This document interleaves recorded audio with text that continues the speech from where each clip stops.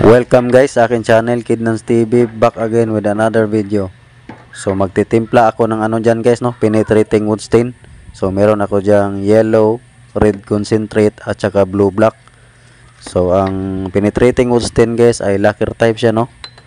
So magtitimpla tayo dyan guys nung parang ano lang, yung parang magtitimpla tayo ng oil tinting color, no. Mag-a-adjust lang tayo. So light color lang ang kulay ko dyan guys. So ang lamang dyan ang ano, dilaw, no. Tapos konting pula, tapos konting ano, blue black. So kung gaano karami yung total na pagtimpla natin guys, so ganon din kadami yung ilalagay natin na sanding sealer, no, kasi hinahalo yan sa sanding sealer guys, no. Tapos yung pag-a-applyan natin ang kulay na yan guys, yung kahoy ay naka sanding sealer din na preparasyon, no. So inalagay natin yan sa ano, hinaluan natin yung sanding sealer, tapos kunting lacquer flow at saka lacquer thinner pagkatapos. So shout out nga pala guys, no, kay Sanjo Malik from Misamis Occidental. So shout out sa iyo boss, maraming salamat sa suporta.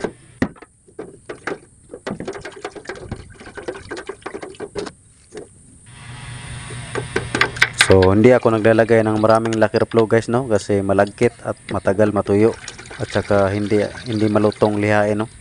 So konti lang yung nilalagay ko dyan, yung tama-tama lang na hindi siya mamumuti, no. Ayan yung kulay guys, no, yung pagka-light nya, yan lang. So ganyan lang yung ikukulay natin sa ano, sa lamesa.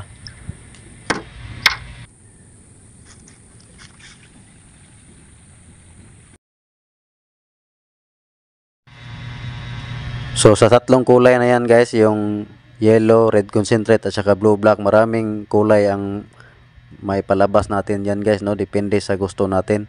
So kung gusto natin ng dark, so lamang yung blue black, kunting dilaw at saka kunting pula. Kung gusto naman natin yung kulay mahogani na medyo mapula, so lamang kunti ang pula, kunting itim saka kunting dilaw, no. So kung gaya naman yung ginamit ko guys pang kulay, so lamang yung dilaw dyan, no, kunting pula tsaka kunting-kunti lang yung itim. So ganyan lang siya guys, no. So hindi siya kagaya ng oil tinting color guys, yung resulta niya, no, na malabo. So ang penetrating wood stain ay hindi siya malabo guys, no, at saka social yan tignan, no, kasi hindi siya oil type.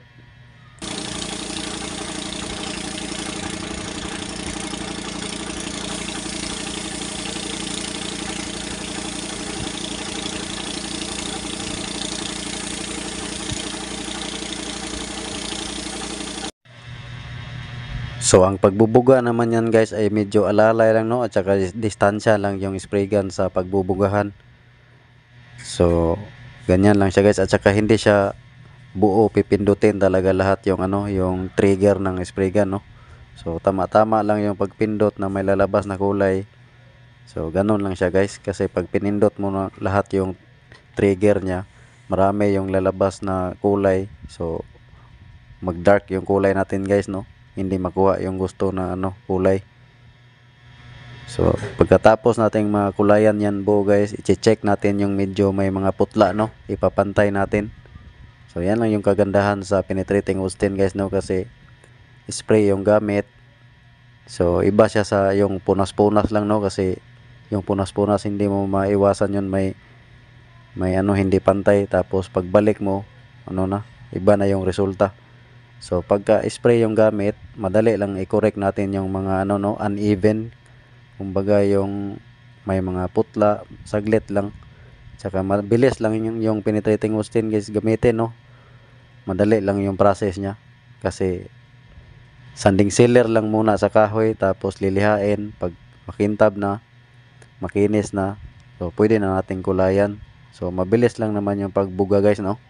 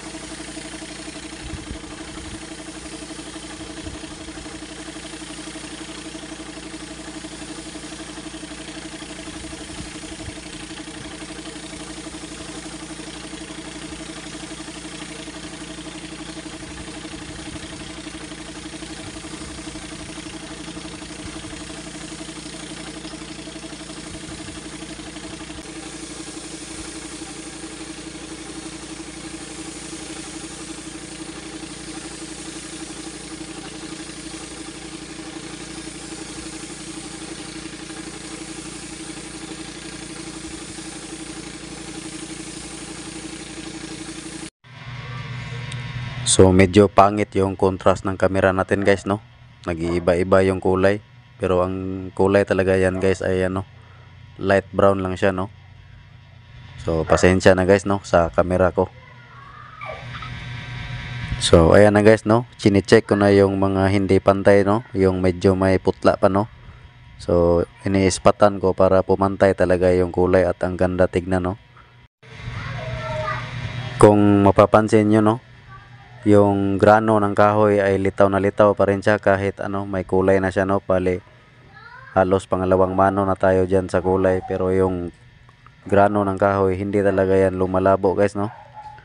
Nandyan pa rin talaga, parang kumbaga kung tinitignan natin siya parang inborn talaga na kulay na talaga ng kahoy yan, no. So ganyan yung penetrating wood stain.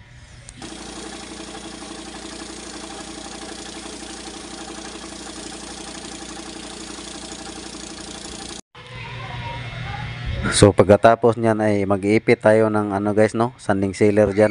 Bali 3 mano yung gagawin ko dyan sa sanding sealer.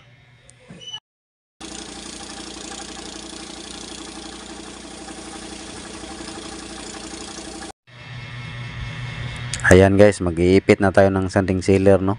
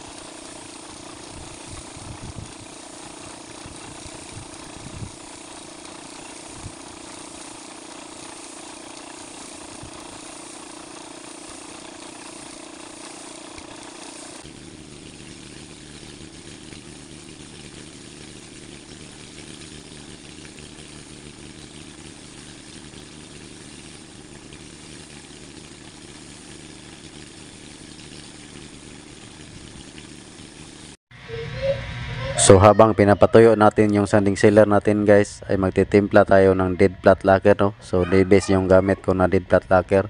So yung dead flat lacquer guys ay kailangan nating haluin talaga ng gusto yung namumuo na flattening paste dyan sa ilalim, no. Para yan yung nagdadala ng ano guys, yung matte talaga, matte finish talaga pag na ano, nalusaw talaga ng gusto yung flattening paste, no.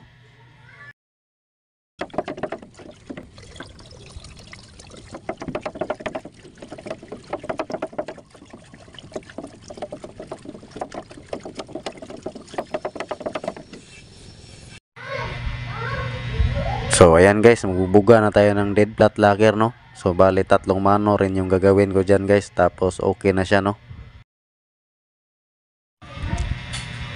So hanggang dito na lang muna tayo guys, no. Sana may napulot kayo na idea sa ating video. So paalala lang guys, no, yung mga tutorial natin ay para lang sa mga mag-DIY at sa mga baguhan, no. So maraming salamat nga pala guys sa mga nag-follow sa akin, no. So sa mga hindi pa nakapollow, please follow po, paki-like and share. Maraming salamat po sa panonood.